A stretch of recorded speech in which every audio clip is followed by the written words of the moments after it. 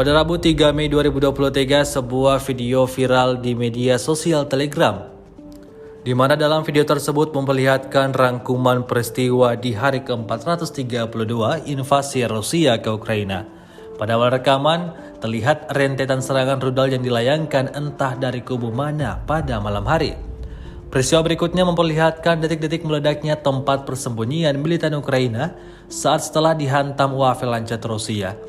Di menit berikutnya, imbas dari serangan brutal pasukan Rusia, tampak di medan pertempuran kendaraan militer pasukan Ukraina terparkir dalam keadaan yang rusak parah.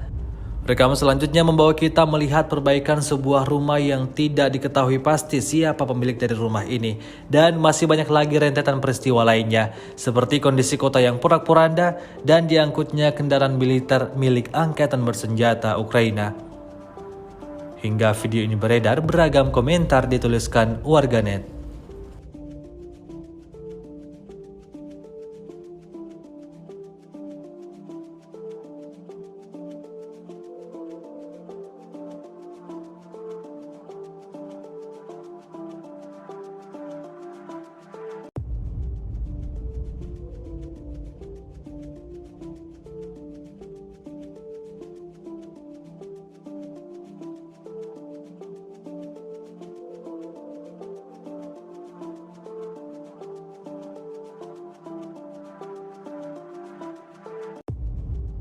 Terima kasih sudah nonton.